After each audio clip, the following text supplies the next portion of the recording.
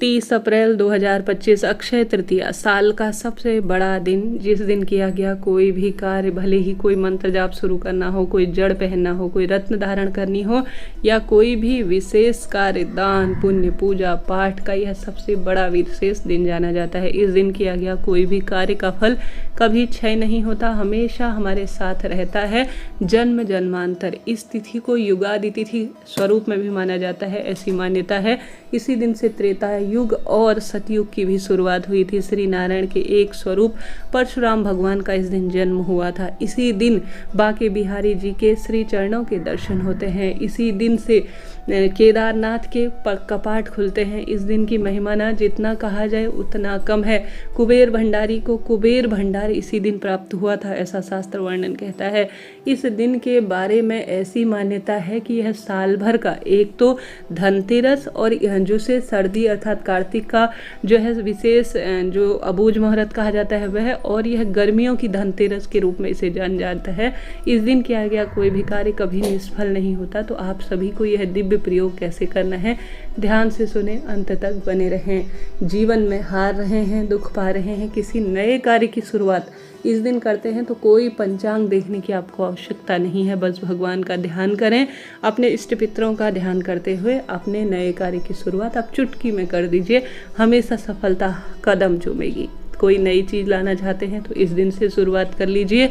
देखिएगा, सोना चांदी नहीं खरीद पाते हैं तो हल्की फुल्की सी कोई भी चीज़ जैसे रुई, सरसों और चांदी, और साथ के साथ कुछ भी जो सरल वस्तु माता लक्ष्मी से जुड़ी होती है, चावल, हल्दी, शंख इत्यादि, कमलगट्टे की माला इत्यादि अपने घर पर लाते हैं, तुलसी घर पर लाते हैं, नमक घर पर लाते हैं, रुई खरीद कर लाते हैं, तो यह सुख सौभाग्य की वस्तु मानी जाती है। इससे बहुत अधिक सफल परिणाम देखे जाते हैं। तो इस दिन आपको कोई ना कोई श्रेष्ठ कार्य करना है। जल्दी उठकर लाल रंग के वस्त्र आप चुनें, क्योंकि माता लक्ष्मी और जो है श्री नारायण का यह दिन है। सूर्य भगवान जो कि अभी तेज बरसा रहे हैं, तांबे के लोटे का बड़ा महत्व है, तो सूर्य भगवान को जल चढ़ाएं, सूर्य भगवान के नाम ध्यान का स्मरण करें। घर पर संतान की कामना है, रोग दोष से परेशान है तो कहीं से भी सबसे पहले कोशिश करें, अगर घर में वंश वृद्धि नहीं हो रही है तो पारिजात के फूल बहुत सुखद माने जाते हैं। स्क्रीन पर पहला उपाय बता रही हूँ। पारिजात के पुष्प कैसे होते हैं, तो पारिजात के पुष्प आप लाकर, गुरुजी कहते हैं जिस घर में वंश की वृद्धि नहीं हो रही है, जिसे हर श्रृंगार भी कहा जाता है, अगर इस दिन आप शिवलिंग पर चढ़ा देते हैं, या पारिजात के पीछे की जो ऑरेंज कलर की, जो नारंगी कलर की लाल डंडी होती है, उसे पीस कर आप चंदन बनाकर शिवलिंग पर चढ़ा देते हैं, तो इस दिन किया गया उपाय कभी निष्फल नहीं होता। निश्चित रूप से वंश वृद्धि होती है और सांसारिक सुख बहुत अच्छी तरह से मिलते हैं। तो यह कार्य भी आप प्रथम में कर सकते हैं। इसके बाद आपके घर पर लड्डू गोपाल हैं, माँ लक्ष्मी है, श्री नारायण है, तो उनकी मूर्ति प्रतिमा किसी पीले कपड़े में विराजित करें। उनके आगे तुलसी पत्र रखकर खीर इत्यादि का और पीली वस्तु का, नारंगी रंग की वस्तु का ज़्यादा से ज़्यादा भोग लगाएं।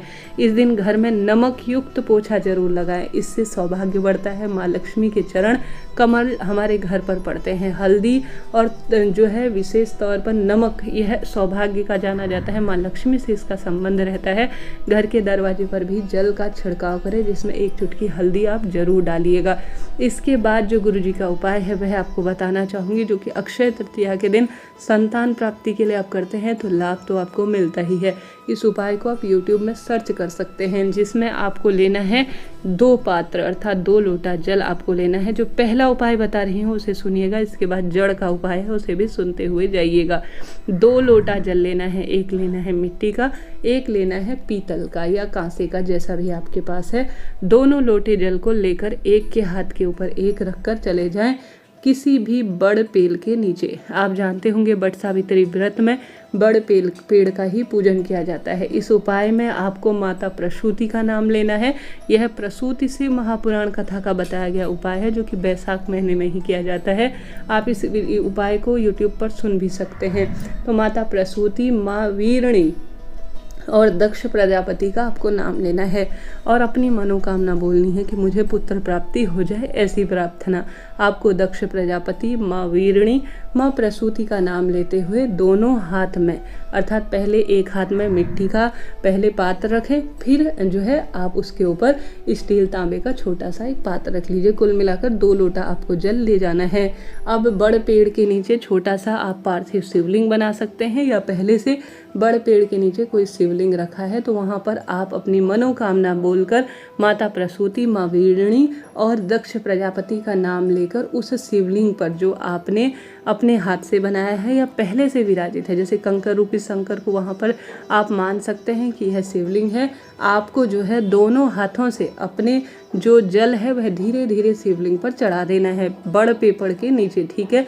अब माँ प्रसूति का नाम लेकर, माँ वीरणी का नाम लेकर और दक्ष प्रजापति का नाम लेकर थोड़ा सा जल जो आपने शिवलिंग पर चढ़ाया है वहाँ पर उसे प्राप्त कर कर पति पत्नी को पी लेना है। निश्चित रूप से गुरु जी कहते हैं इससे संतान प्राप्ति के योग बनते हैं और सौभाग्य में वृद्धि होती है। तो यह कार्य आप जरूर से कीजिएगा। इसके साथ ही एक जड़ जो कि आप सभी जानते होंगे, जो पहले मैं बता रही हूँ, वह है गुरु जी द्वारा बताई गई सफ़ेद आंकड़े की जड़। अगर आप इस दिन घर पर लेकर इसे रख लेते हैं और मासिक धर्म के 7वें दिन, जैसे कि आप जानते होंगे मासिक धर्म के 7वें दिन इसे पहना जाता है, परंतु जड़ को इस दिन लाकर अपने घर पर रख लेना बहुत सौभाग्य की बात होती है। तो आप कोशिश करें, पहली जो जड़ बताने जा रही हूँ उसे आप घर पर लाकर रखें। मासिक धर्म के 7वें दिन शिवलिंग में से आप इसे घुमाकर 7 बार और जो अपने जो कमर है उसमें लाल धागे में, लाल कपड़े में बांध लेते हैं, मुझे संतान प्राप्ति हो ऐसी प्रार्थना करते हुए, तो निश्चित रूप से संतान प्राप्ति के योग बनते हैं। तो आप लंबे समय से संतान की दिक्कत से जूझ रहे हैं तो इस दिन अक्षय तृतीया के दिन आप विशेष तौर पर इस जड़ को, आंकड़े के जड़ को लाकर रख लीजिए। जब मासिक धर्म का 7वां दिन हो उस दिन आप इसे शिवलिंग में से उतारा कर कर अपने कमर में बांध सकते हैं संतान प्राप्ति के लिए। यह तो बात होगी एक जड़ की। दूसरी जड़ जो गुरुजी ने बताया है वह है विशेष तौर पर बेलपत्र की जड़। शरीर में दवाइयाँ लग नहीं रही हैं जिस कारण से संतान प्राप्ति नहीं हो रही है, डॉक्टर को खूब दिखा लिया, खूब टाइम भी हो गया है, बीत गया है समय, अब लग रहा है मैं कैसे संतान प्राप्ति के योग बनाऊं, तो आपको जो महादेव को सबसे अधिक प्रिय है बेलपत्र की जड़, श्री नारायण को प्रिय है तुलसी की सूखी लकड़ी या तुलसी की जड़, तो आपको सबसे पहला जो जड़ है उस दिन लेकर आना है अपने घर पर बेलपत्र की जड़। बेलपत्र की जड़ को चंदन बना लीजिए, किसी भी पत्थर पर घिस लीजिए और इस बेलपत्र की जड़ को घिसकर आप सभी को शिवलिंग पर अच्छी तरह से ओम बनाना है, त्रिपुंड बनाना है, नेत्र बनाने हैं, कुल मिलाकर बेलपत्र की जड़ से शिव का श्रृंगार करना है। उसके बाद उसे थोड़ा सा आपको प्राप्त कर लेना है, शिवलिंग पर चढ़ाया हुआ बेलपत्र की जड़ को प्राप्त कर कर थोड़ा सा आपको प्रसाद स्वरूप ग्रहण कर लेना है। मुझे संतान प्राप्ति हो, मेरे शरीर में पनप रहे, रोग मिट जाए, ऐसी प्रार्थना करते हुए तो आप अक्षय तृतीया के दिन बेलपत्र की जड़ को लाकर जरूर से अपने घर पर शिव श्रृंगार में काम में लेकर थोड़ा सा आप शिवलिंग पर चढ़ाई गई जड़ को, जो चंदन है, उसे ग्रहण करें ताकि आपके शरीर में महादेव की कृपा बरसे और पुत्र प्राप्ति के योग हो।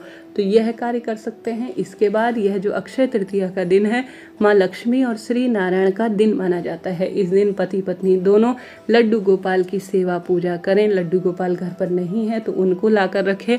इस दिन अगर अपनी इच्छा कहते हुए आप हरिवंश पुराण को पढ़ना सुनना शुरू करते हैं इस दिन से तो लाभ होता है। आप जो है श्री नारायण से संबंधित जो संतान गोपाल मंत्र है उसका श्रवण करना या इस दिन से संकल्प लेकर पंडित जी से जो है विशेष तौर पर पढ़वाना चाहते हैं कि मैं पढ़वाना चाहती हूँ, मैं अपने लिए संकल्प लेकर सुनना चाहती हूँ, तो आप इस दिन से ले सकते हैं। नियम स्वयं से कर पाते हैं तो यह अति उत्तम है।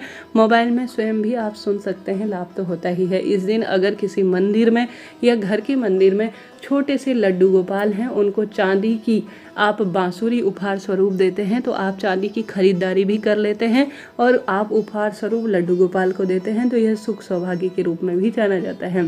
तो इस कार्य को भी आप कर सकते हैं। साथ के साथ आप सभी इस दिन तुलसी की लकड़ी को घिसकर हरी चंदन बना लीजिए और इससे श्री नारायण या लड्डू गोपाल का सुंदर श्रृंगार कर दीजिए। फिर देखिए कैसे रोग दोष कष्ट मिटते हैं, पीड़ा शंका और जो है सभी परेशानियां दूर होती हैं और सौभाग्य बढ़ता है। तो आपको यह जड़ का उपाय जरूर करना है।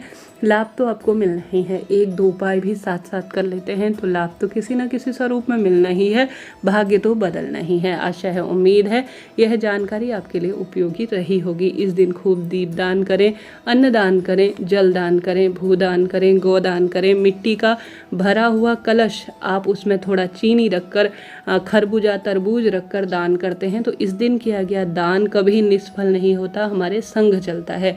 आशा है, उम्मीद है यह वीडियो आपके लिए जानकारीप्रद रही होगी। तो लाइक करें, शेयर करें, सब्सक्राइब करें। जय माता दी, राधे राधे।